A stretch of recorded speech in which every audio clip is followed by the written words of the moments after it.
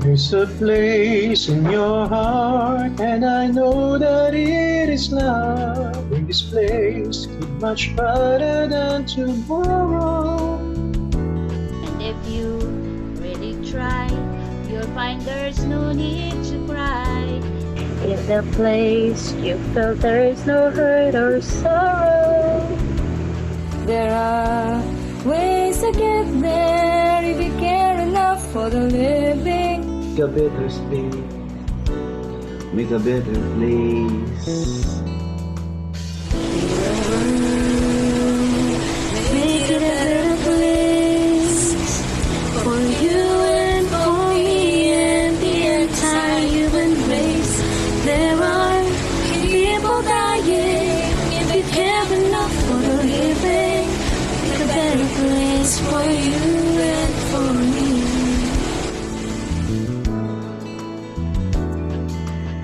If you want to know why, there's a love that cannot lie.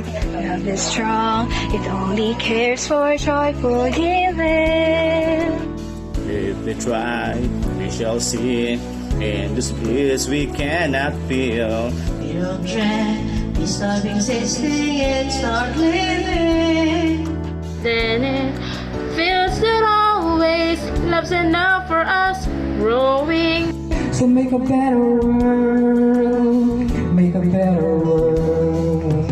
Sing the world, make it a better place for you and for me and the entire human race.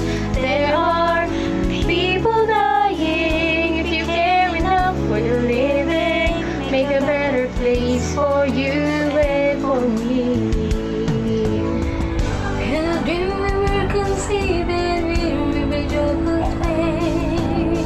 And the world we once believed in will shine again in grace. Then why do we keep strangling life when this earth crucified its soul? Though it's plain to see this world's heavenly, make us close. We could fly so high, let our spirits never die. In my heart, I feel you are all my brothers. In the world with no fear, together we cry happy tears. See the nations turn their swords into plowshares. We could really get there if you care enough for the living. Make a little space to make a better place. Peace in the world, Make it a better place for you and for me and the entire human race. There are people dying if you care enough for the living. Make a better place for you and for me. Heal the world,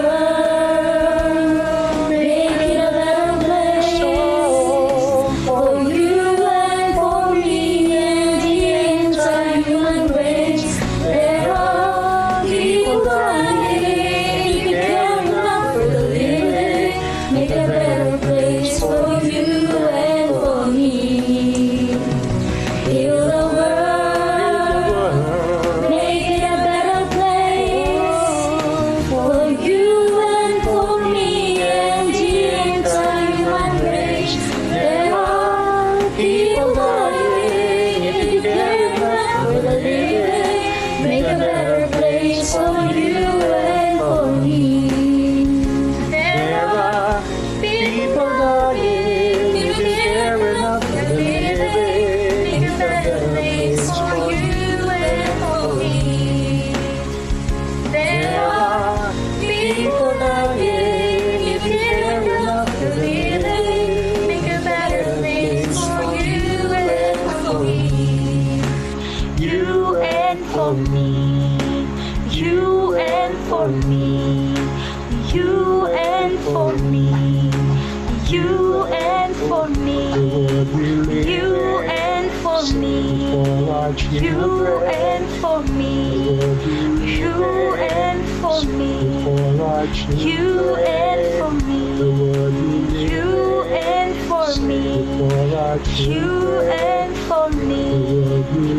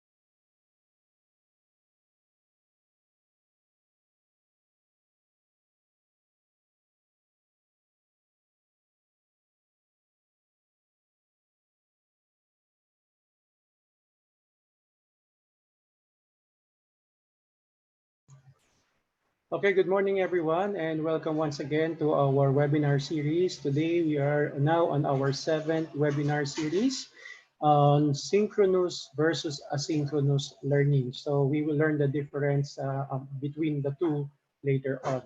But let me just make a few announcements before we start. So if there are students and parents who are watching us today, especially our teachers. Mahalaga po malaman natin kung ano ang kaibahan ng tinatawag na synchronous versus asynchronous learning. At ito po ang ating talagang gagawin ngayong taon na ito. Kung totoo po ang mga naglalabasan na balita, although wala pa pong official memo, maaaring buong taon po tayo naka-remote or distance learning at baka wala na talagang opportunity for face-to-face learning until ma-solve po natin ang problema na ito tungkol sa COVID-19. So shout out muna sa lahat ng mga teachers na nakikita ko na nag-chat ng kanilang mga attendance sa ating YouTube channel. Maraming salamat po. Again, may I reiterate, if you have not subscribed yet to our channel, please go ahead and do so. We are now around 600 subscribers sa ating YouTube channel, which is still very low compared to the 4,500 members ng ating Facebook page. So kayang-kaya nating lumampas pa sa 1,000 subscribers. Anyway, sa araw na ito, nais ko pong i-clarify yung issue regarding sa Certificate of Participation being provided to our teachers for your attendance and participation in our webinar series. So kung natatandaan nyo po, nasabi ko po ito in one or usually in our webinars, na ang inyo pong certificate of participation will be based on your evaluation. So ang ating pong attendance, and because ang ating pong binibigay ay hindi po certificate of attendance, we are giving out certificate of participation. Certificate of participation means that your participation is to evaluate the webinar. Bakit po natin kailangan evaluate ang webinar? Una-una, gusto natin siguraduhin na tama yung magiging spelling ng pangalan po ninyo. Kasi minsan iba po yung code ninyo sa YouTube, habang nag-chat kayo, iba po yung pangalan ninyo, hindi naman buo. So yun po, para pag pinrint yung pangalan ninyo, you will receive the correct spelling. Pangalawa, we would like to learn from you. What would you like to learn more? What have you learned from the webinar? At importante po yun. Remember, we are not just here to attend. We are here to learn. Okay, so I will be very strict with the giving out of certificate of participation. The reason why may deadline po sa pag-fill out ng evaluation online sa Google Form ay dahil po gusto natin na right after the seminar, you go ahead and evaluate the seminar because that's where we learn from our mistakes, if ever. Pero so far, maganda po yung inyong mga feedback, maganda po ang inyong mga sinasabi sa ating webinar. Wala naman ako nakita ng mga negative comments. Lahat po ay magaling at maganda ang binibigay ng mga comments. And kudos and congratulations to our speakers na talagang mula sa day 1 ay talagang naghanda sila ng kanilang material para po mapakinabangan natin lahat. At maraming salamat po sa inyong appreciation. Okay, so I just wanted to make it clear na ang inyo pong attendance ay nakabase po sa participation po ninyo in evaluating the seminar. So again, hindi po tayo magbibigay kung kayo po ay basta umattend lamang sa YouTube, kundi ang binibigyan po natin ng certificate of participation ay yun lamang po nag-participate sa evaluation. So I hope that makes it clear. Huwag niyo pong kulitin si Sir Simon. Kasi ako po ang nag-order sa kanya na gawin po yon. So that's to make sure na tayo po lahat ay natututo at may natututunan at naririnig din kung ano pa yung gusto niyong makuhang gusto matutunan next time. You still have time. There's a lot more seminars going on for season 1. I think we still have 2 more. And then we will have another season 2, for our webinar series for the whole month of July and August. So, huwag po kayong mag-alala, continuous po yan.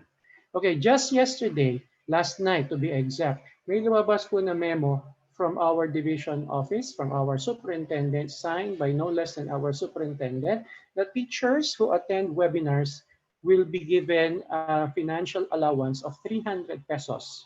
Okay? For the month of June and July. So since we are already on the June 18 right now, so this will cover June 18 to July 18. Okay, so kasi kahapon po lumabas ang memo.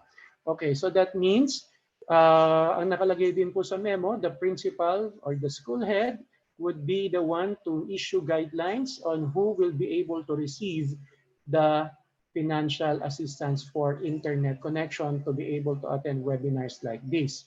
So for me, ang aking pong gagawin na guidelines ay at least 3 webinars that you attended from all our webinars sponsored by our school only. Okay, so again, inuulit ko po, dapat meron kayong mai-attach na certificate of participation from only 3, kahit 3 lang. 3 webinars that you attended from all our webinars na ginawa natin sa ating school. I will not accept those you have attended from other organizations. Kahit DepEd pa po yan. Okay, so again, I will be very strict that only certificate of participation from our local webinars hosted by our school ang aking i-consider. So 3 lamang po. So 3 lamang. Hindi naman kailangan lahat ma-attenan. So yung para sa ngayong araw po na ito, counted na po yan. So make sure that at the end of the seminar, webinar, you will be able to evaluate and then siguraduhin nyo po na tama yung spelling ng pangalan para mabigyan kayo ng tamang certificate. So kung kayo po ay makakapagbigay ng 3 certificates of participation ng webinar na kinoconduct ng ating eskwelahan, you will be given the 300 peso allowance. It's not clear in the memo if this will be given every month. So basta ang sinasabi pa lang po ngayon, one time, big time. So one time na 300 peso allowance for attending our local webinars. If you want to attend other webinars outside of the school, better po yan. Mas maganda po yan. But that would be for your own professional and personal growth. Okay? But for the purposes, doon sa ating memo na nirelease kagabi lamang ng ating superintendent for the appreciation of the 300 peso internet connection allowance, it would be 3 webinars na hinost ng ating school. Now, for the good news, doon sa ating pong mga advisors na matyagang nagtatawag para doon sa ating LESF at doon sa ating survey sa mga magkakapatid.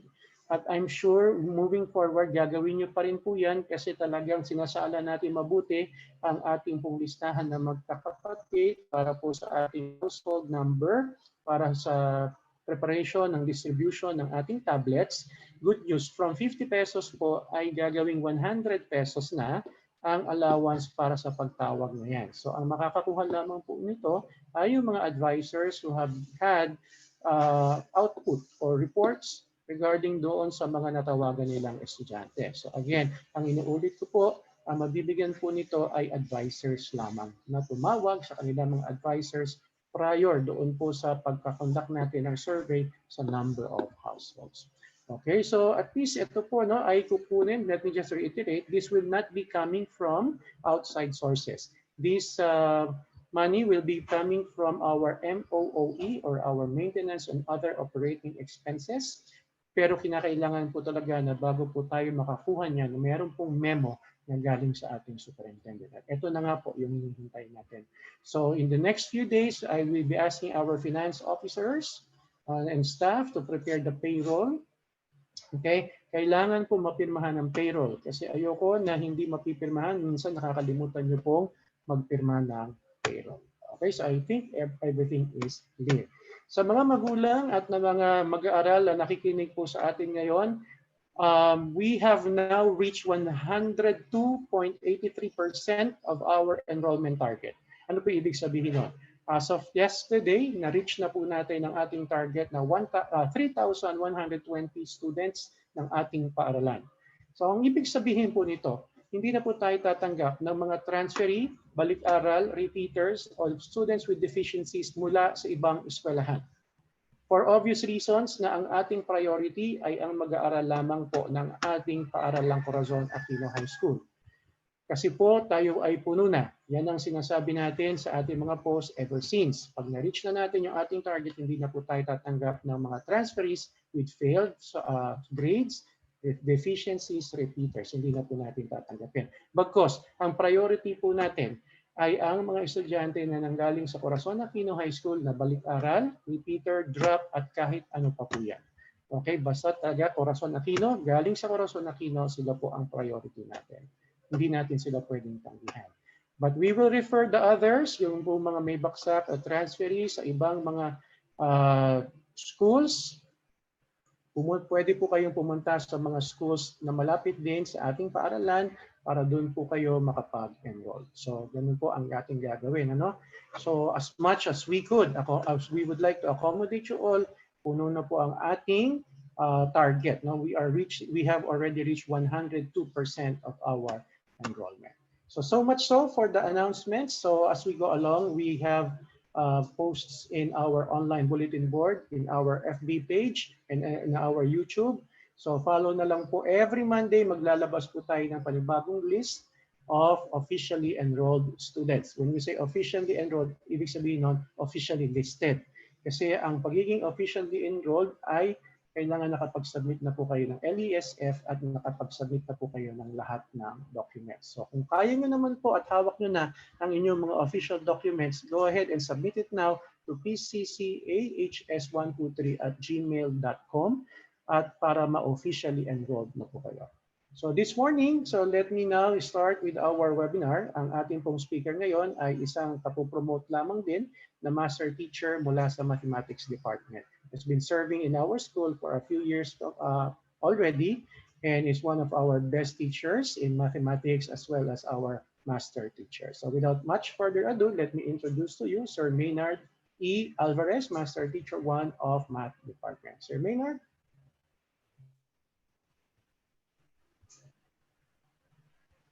Good morning, sir. You're ready? Good morning po. Maraming salamat po, Sir Manny. Okay, sige sir, go ahead and take it away. I'll be closing down my video now. Thank you, sir.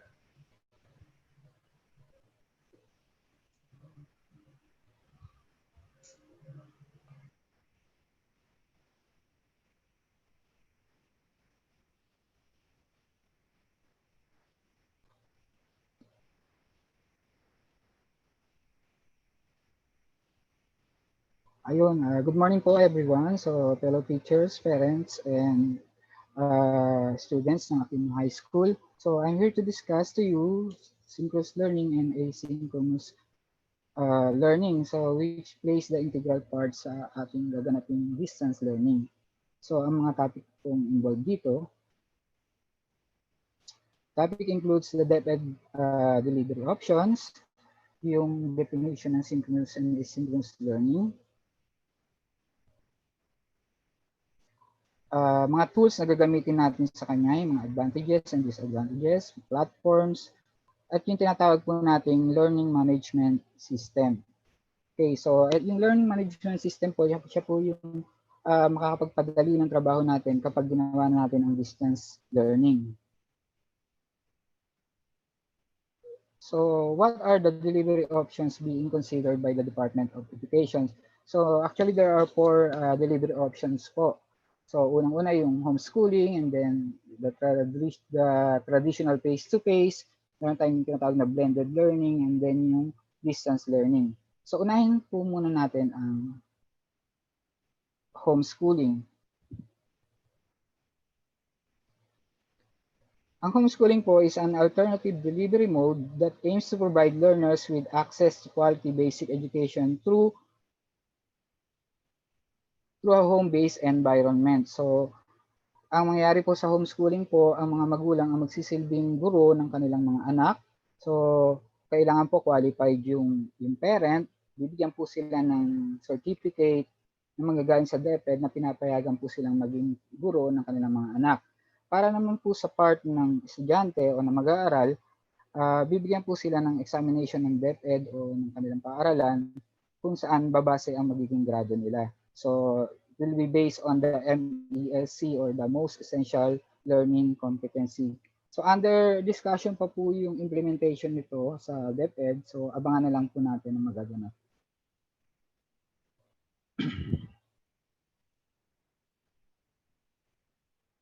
Next is the face-to-face learning. It is the traditional learning environment where teachers and students are both physically present in the classroom. So, ang face-to-face learning naman po, ito po yung nakasanayan nating classroom setup. kung saan magkakasamang nag-aaral ang estudyante at guro sa isang classroom. So ang pagkakaiba lang po sa panahong ito, limitado lang po yung bilang ng mga estudyante sa classroom, about 15 to 20 lang po ang i-allow para makasunod na rin po sa health standard na inaano ng IATF. Ang makakapag face-to-face learning lang po ay mga lugar na hindi masyadong banta ang COVID. So, evaluate po sila ng IATF kung papayagan silang mag face-to-face or hindi. Ang IATF po stands for the Interagency Task Force on Emerging Infectious Disease na pinalaga ni Pangulong Duterte. Next delivery option po is the blended learning. A learning delivery option that combines face-to-face with any or the mixed online distance learning, the modular distance learning, and the TV radio broadcast. Okay, ang face-to-face learning naman po ang blended learning naman po, nung una, ito po dapat yung delivery options na naka-online sa atin. So wherein yung face-to-face tayo once a week, and then the remaining school days mag distance learning tayo. So marami pong tumutol dito. So it leads us to the last option, which is the distance learning. So ang distance learning naman po ay delivery option pa rin po, modality where learning takes place between teachers and learners who are geographically remote from each other during instruction. So, distance learning po ay delivery option kung saan nasa iba't ibang lugar si teacher at ang kanyang mga estudyante, maaari pong nasa kanilang mga tahanan. So, meron po tayong 3 types ng distance learning. The first one is the modular distance learning. Pag-aaral po ito gamit ang mga modules, mga worksheets, mga activity sheets na ipamimigay sa mga estudyante ng libre. So, ang mga master teachers po, tsaka yung mga head teachers ay nakagawa na po sa Manila, nakagawa na po kami ng mga modules na base sa MELC. So, yung mga teachers po natin sa Aquino, since June 1, nakagawa na rin po ng mga worksheets. So, magti 3 weeks na po. Ipamimigay po yon sa mga estudyante. Yung guidelines na lang po yung mga distribution ng inaantay natin. Pwede po siyang i-distribute ng printed na kasama ng mga libro, or pwede rin siyang i-distribute digital or electronic. So, sa digital po, maybe in the form of CD, mga flash drive, pwede rin pong nasa isang cloud-based storage like Google Drive, or kung magkakaroon po ang teacher natin, magkakaroon po si teacher ng isang learning management system wherein yung mga modules na yan, yung mga worksheet na yan, yung activity sheet na yan, doon na lang natin ipopost na makikita ng estudyante natin kapag naka-join siya sa isang section, and then doon na nila sasagutan, doon na rin nila ipapasa. So, kailangan po natin yan. Papaliwanag ko po yun mamaya.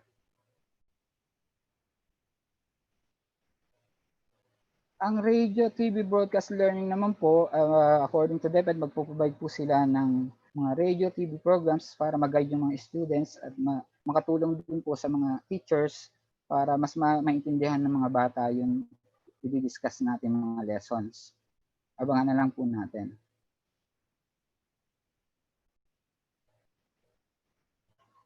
Next is the online distance learning. So, ang online distance learning naman po ay pag-aaral gamit ang ating mga mobile phones, laptops, desktop, at yung tablet na ibibigay ni Mayor Isko Moreno. So, na merong, of course, internet connection. So, meron po siyang 2 ways in delivering. So, yung synchronous, tinatawag, and the asynchronous distance learning. What is the difference between synchronous and asynchronous learning? So, unahin po natin ang synchronous muna.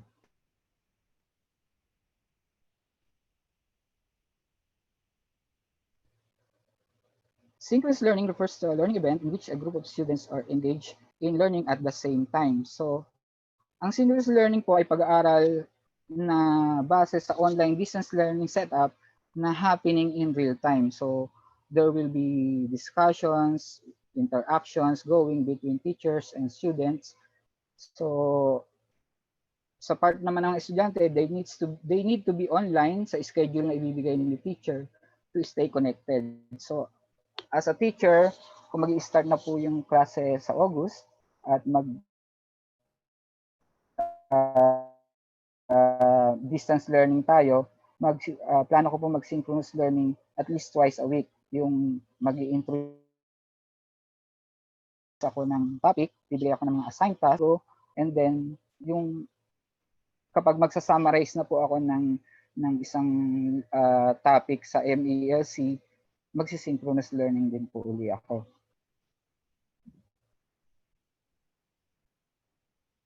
Ano po ba mga tools na gagamitin natin kapag nag-synchronous learning tayo? So, pamilyar naman po tayo siguro sa Zoom. So, meron po siyang similar platform or software na tinatawag na Cisco WebEx. So, yung dalawa na yan, they share the same features. Makakapag-entertain po sila ng several participants. So, kung sa classroom setup lang po ang pag-uusapan, nakita ko na po yung mga list, bawat section po ay 2020 lang, kaya po ng Zoom at Cisco WebEx yun. So, yan dalawa na yan pwede po natin gamitin. So, just in case na along the discussion, gusto nating i-divide yung mga estudyante natin into subgroups. So, pwede nating 5 groups of 4. Pwede rin nilang gamitin yung mga software na Facebook Messenger, WhatsApp, House Party, Skype, Google Meet, Google Duo. So, yan po yung mga limitado lang, yung mga software na limitado lang yung participant. So, labas muna sila sa Zoom, punta sila sa kunyari, Facebook Messenger, mag-usap sila doon, gawin nila yung pinapagawa ng teacher nila, and then pagtapos na sila, balik sila sa Zoom, then explain na nila kung ano yung napag-usapan nila. So, ganun lang po ang setup.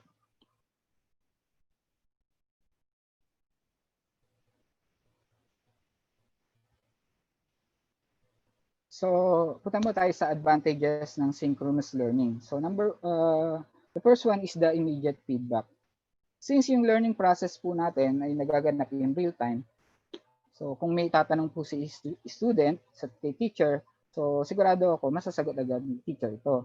So, sa part naman ng teacher, kung halimbawa magbibigay tayo ng graded recitation or assessment, so we want to assess our students' ability in an interactive process, malalaman agad natin kung sino yung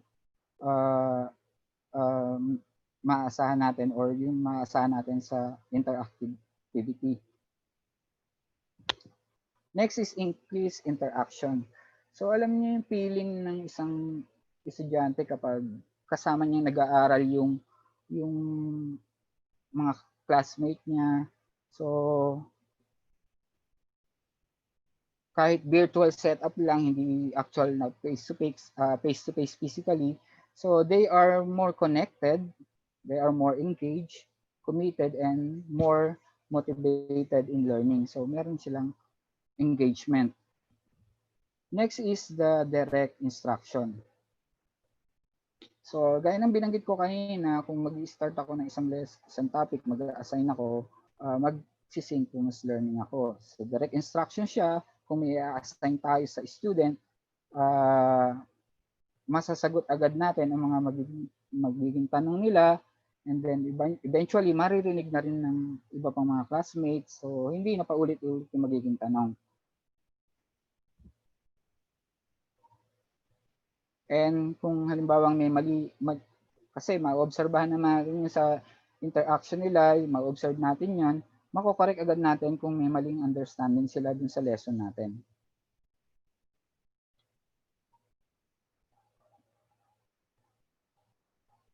Ano naman po ang mga disadvantages ng synchronous learning? Ayan. First one is the reliance to technology. So, number one po yan, yung internet connection. So, sometimes po, bisa, di ba, pag nagbubukas tayo ng laptop, kung synchronous po, ginagamit ng estudyante, gumagamit siya ng laptop, pag nagbukas siya, magugulat na lang tayo, biglang nag-update. So, mahuhuli ka sa discussion ni teacher. So, sometimes naman, nag-charge ka, gamit mo tablet, nag-charge ka, low batch yung ginagamit mo. And then, pagkuha mo, hindi mo pala naisaksak ng maigi. So, kailangan po as a teacher, maging considerate tayo sa mga factors na to. Next is, it lacks flexibility. So, ang synchronous learning po kasi is a teacher-centered learning. So, yung pace po ng discussion, so katulad ng sa Zoom, it only allows 40 minutes or 40 minutes yata. So, yung pace ng discussion ay manggagaling sa teacher. So, if you are a kind of learner na magaling sa actual reading but not in listening, then may iwan ka. So, para lang tayong nasa traditional face-to-face. So, dun, nung ginagawa po natin yun, hindi natin namamalayan na meron mga estudyante na left behind sa mga lessons natin. Disadvantages po siya. So ano ba naman po yung mga factors na i-consider ko as a teacher para piliin ko ang synchronous learning?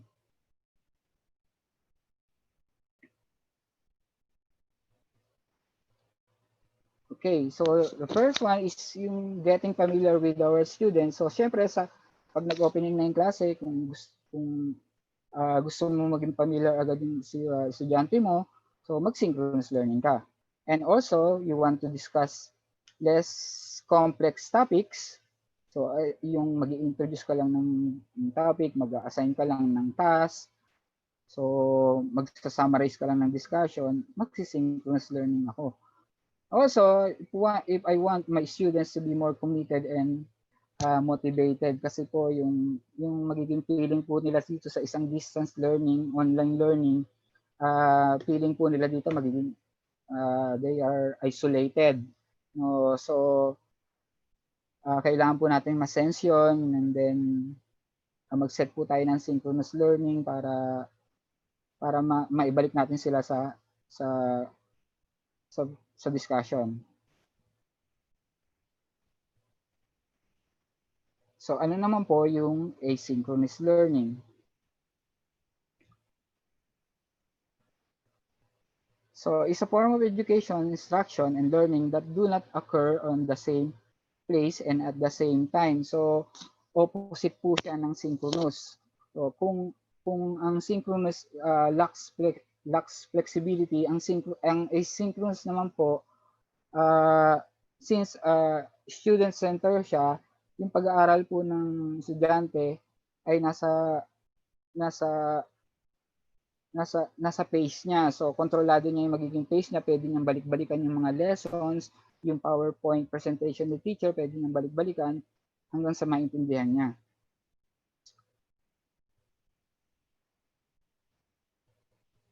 Ang mga tools na pwede natin gamitin sa isang asynchronous learning. So, for example po, during the synchronous learning po, nag-assign tayo ng task. So gagawin po ni student yun sa isang asynchronous learning form. So, yung internet po, yung mga link na ibibigay natin sa kanila, gagamitin po nila ang mga internet. I mean. So, and then, kung halimbawa natapos na nila yung task na pinapagawa natin, kung wala pa tayong learning management system, so they can send their work sa Gmail ni teacher. So, isa rin po siyang tools. And then, kung naintindihan na po ng estudyante yung lesson natin, so nasa niya na yung and meron pa siyang time para mag-aral or mag-enrich ng kanyang kaalaman. So, pwede rin siyang pumunta sa YouTube para mag-search ng related topics para para mapakinggan naman niya yung ibang eksperto dito. Then we have the DepEd Commons. Ito po yung platforms ng DepEd. So maaring yung mga module natin dito mailagay. So as a teacher, kailangan po nating matutong gumawa ng ating video para mailagay natin sa isang learning management system. So pwedeng yung PowerPoint natin, gawin nating video. So meron akong pinag-aralan na screen saving. So habang nag-represent tayo ng PowerPoint, nagsasalita tayo, mare-record na siya as video.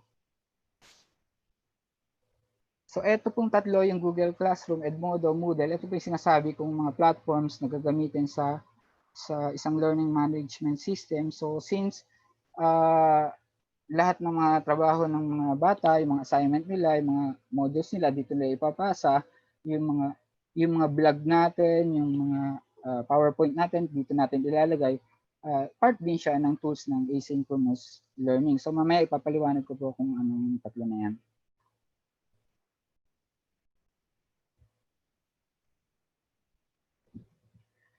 Advantages of asynchronous learning. So student can study at any time, at any pace, according to their own needs. So hawak ng estudyante yung oras niya. As long na pumasok siya dun sa deadline na sinet ni teacher, okay pa yon. So pwedeng pagkabigay pa lang ng assignment or ng worksheet, sagutan niya na agad para meron pa siyang time para mag-review sa other resources para mas more time, magkaroon pa siya ng more time para ma-reflect niya and maintindihan niya yung topic ng mas maigi.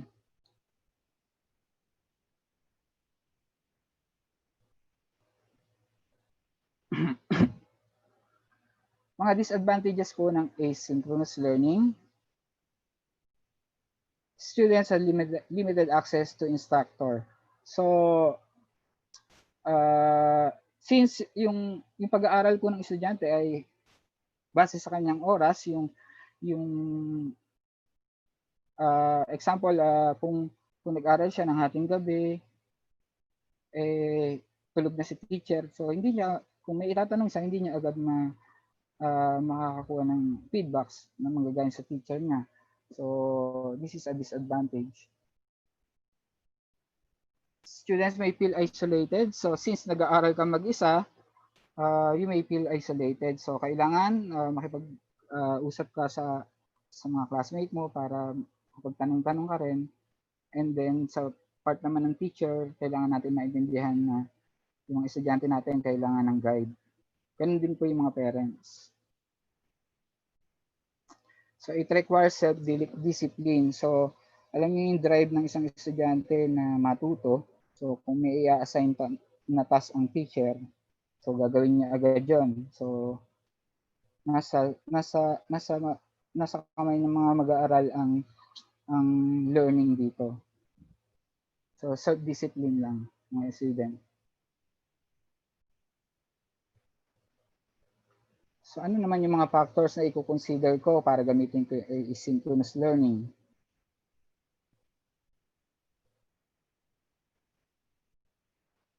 So opposite ng synchronous, when discussing complex topics, gaya natin sa mathematics, o gaya ko, example ko sa mathematics, kapag mag-i-explain na ako ng needs ng nangangailangan na ng solution, so kailangan mong gumawa ng vlog o video, presentation, na dinidiscuss mo yung mahihirap na topic. So, panoorin nila, paulit-ulit hanggang sa makuha ng mga estudyante.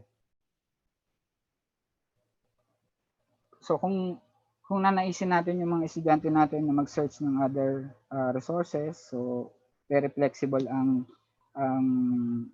asynchronous learning compared to the synchronous learning.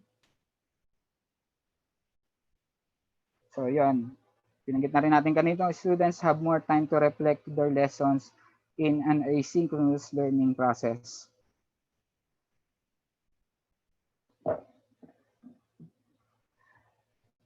So lahat po ng binanggit natin sa distance learning, like the modular learning, the radio TV broadcast, yung synchronous and asynchronous learning na yan, magagawa lang po natin yan ng mas madali kapag magkaroon tayo ng isang learning management system. So ano naman po yung learning management system na sinasabi ko? So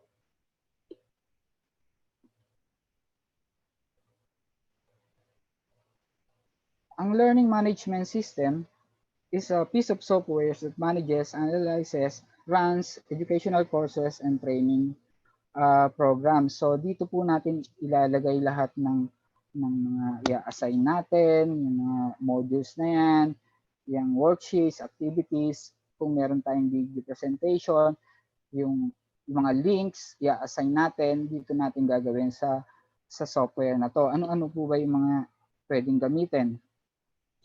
We have the Google Classroom, Moodle, and the Edmodo. So meron pa tayong iba, yung Blackboard Collaborate, yung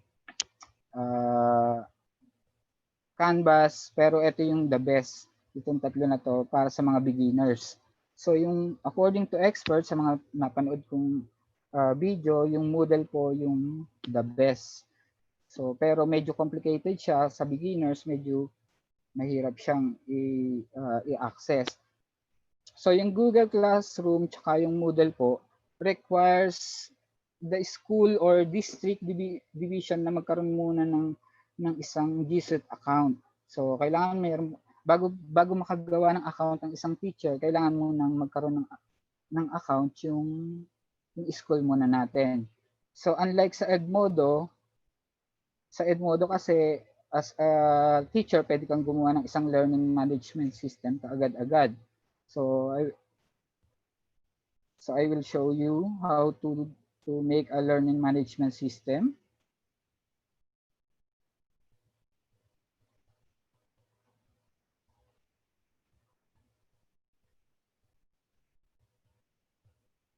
So punta ka lang po sa URL tab, type mo edmodo.com.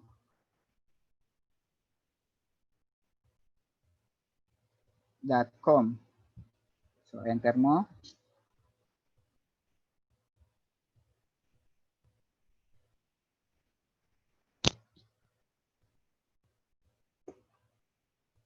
So makikita niyo po dito sa right side ng screen natin yung sign up and then log in. So kung wala ka pang Edmodo account, mag-sign up muna tayo. Okay, so kung teacher ka, click mo yung teacher account. So ilagay mo lang yung Gmail account mo, then create passwords, then create enter. So magkakaroon ka na ng isang Edmodo account. Since ako po ay meron ng account na nagawa, babalik po ako. Ang gagawin ko, magla-login na lang ako. So makikita nyo, yan, nandiyan siya. Kasi na-save ko na siya sa laptop ko. Magla-login na lang po ako.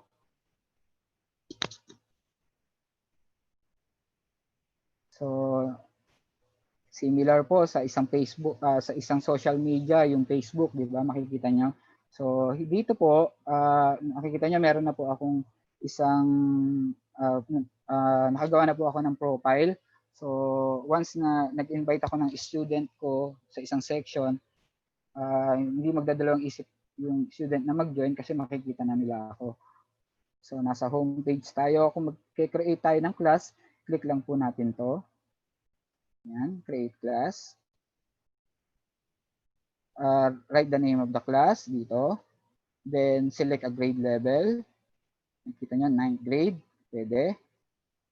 For example, mathematics. Ayan. Click mo lang po yung mathematics. Then yung color ng section na gagawin mo.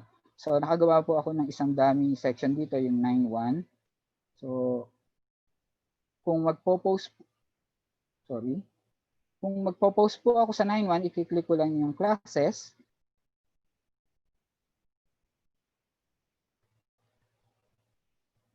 I-click ko lang po siya.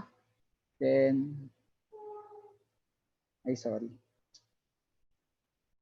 i-click ko yung 9.1. Makikita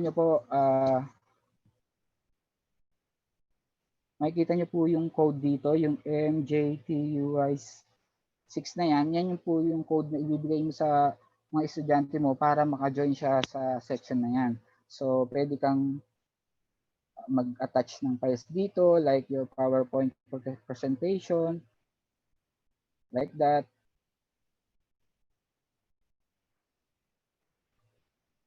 So, pwede kang mag-start muna ng, kung mag-assign tayo ng isang, mag-schedule tayo ng synchronous learning, pwede mong i-type. So, on this date, magkakaroon tayo ng synchronous learning. So, madali lang po. So, pwede rin po tayo ditong gumawa ng mga quizzes. Click mo lang po yung library. So, gawa ka ng new quiz. Makita na tatakpan. Ayun. So, create a quiz. So, nandito na po lahat. Gawa ka ng title, instructions. So, quiz question. Type mo lang dito. Ito yung mga responses. So, nandito na po lahat. So, magagawa po natin yung synchronous and asynchronous learning in combine. While doing this, learning management system, mapapadali po lahat ng trabaho natin. Ang iniiwasan po kasi natin dito, kung sa social media sila, like Facebook, mag-uusap, magkakaroon po sila ng distraction. So, kung mag-uusap sila sa Edmodo, meron din naman po chatting dito, mako-concentrate po ang estudyante. So, yun naman po. So, alam ko malaking challenge para sa atin itong distance learning na nagaganapin sa atin. So, magdasal lang po tayo, guidance sa Panginoon, and I know everything will be alright. So, laban lang po, laban. Okay, maraming salamat po, sir. Okay, thank you so much, Sir Maynard. Now let's have some time for our question and answer. Let's wait for some answers. Paki-off na po yung inyong screen share, sir. Sige po, for all those who are watching us in YouTube Live, you may now type in your questions for Sir Maynard. So I agree with you, sir. No, it's kind of a challenge for everyone, regarding itong ating online learning. Whether it be synchronous and asynchronous. Okay. Hindi talaga natin masasabi which one is better, di ba? Kasi I believe na may binabagayan siyang situation o panahon. Kaya hindi natin pwede sabihin, ay puro synchronous lang ako. Hindi rin naman natin pwede masabi na, ay puro asynchronous na lang ako. Kasi at one point in time, especially on assessment, okay, sometimes you need to do synchronous. Di ba?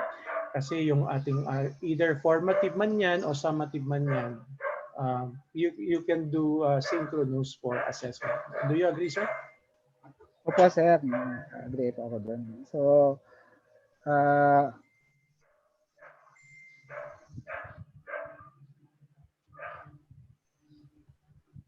kailangan po natin silang pagsabayan, yung synchronous at asynchronous. Magtutulungan po sila hindi para magawa po natin yung discussions natin na maganda, yung mga sa umpisa po synchronous muna gagawin natin, and then later on i-allow natin yung mga estudyante to do it on their own, and then in the end of a week discussion, pwede natin silang balikan doing the synchronous learning. So, magkakaroon po ng continuity yung magiging discussion natin. Okay, I agree with you, sir. It can be a flipped classroom, katulad nung sinabi mo rin, baliktad naman, ano? Baliktad pwede din po naman na, halimbawa, mag-record ka ng isang lesson o lecture, halimbawa, for this particular topic. Halimbawa, as a math teacher, yan. So, yung discussion mo about this particular topic in math, i-record mo na yon. So, saka mo i-send doon sa inyong messenger chat group, which is, di ba yan ang ating natutunan sa tulong edukasyon, ano? Yan ang pinapagawa sa atin. Send mo doon, tapos if the children will be, or students will be able to watch it, saka ka ngayon mag-conduct ng synchronous na kung saan pag-usapan nyo o ano natutunan nyo doon, ano naging problema, ano naging mahirap, o ayusin natin ulit. So that, yung video is a form of asynchronous, no? Yung hindi sabay-sabay. Yes. Yes. Pero yung pag-discussion ninyo sa klase, that's an example of synchronous. Kasi, kumbaga, you are asking for their formative assessment, no? Yung idea nila, saan sila nahirapan, ano bang insights nila, at least doon makukuha mo na agad yung feedback. Hindi yung before you move on to the next lesson, hindi mo alam kung naintindihan ba nila o hindi. Okay? Okay. So yes, I agree, no? Meron tayong mga comments dito, sabi na maganda magamit parehas. Yes, tama po, no, Sir Ladjaw. Mas maganda na both talaga. Ma-practice niyo po ninyo kung paano niyo magagamit. Kasi isa pang problema po ay, di ba, ang sabi ni Mayor, one household, one tablet. Okay. So talagang whether we like it or not, kailangan mag-shift tayo minsan sa asynchronous. Kasi what if apat sila magkakapatid? You know, the survey that we are conducting from our parents dito sa distribution ng food packs, nare-realize namin meron talaga mga 4-5 magkakapatid na sabay-sabay. What if magkasabay-sabay yung pareho nilang klase sa araw na yon? Okay? Ayan, sir. So, yun po, sir, suggestion ko po dyan kasi ang bawat teacher po, ang load po ng 4 to 5 sections a day. So, mahihirapan po tayo pag mag-asynchronous tayo ng sabay-sabay. So, schedule po natin. So, kung 5 section po yan, pwede naman pong mag-synchronous yung 2 section para merong konting space para medyo makakapag-adjust ka kung may problema man sa technical.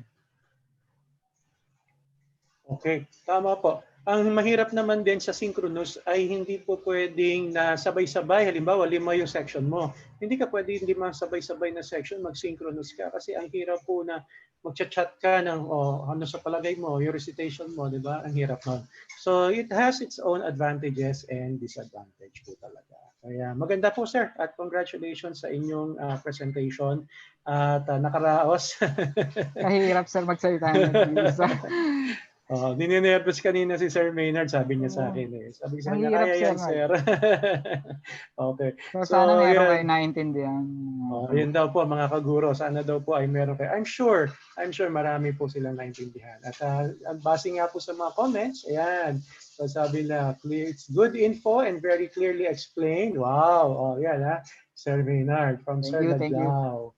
Okay. So, sino pa to? From Ma'am Carillo, congrats, sir. Very fruitful discussion. And from Ma'am Almohuela, learned a lot, especially strategy for giving an assessment. So everybody else says congratulations and thank you and God bless you, sir. Okay, so wala na yata silang questions at napaka-clear ng ating discussion.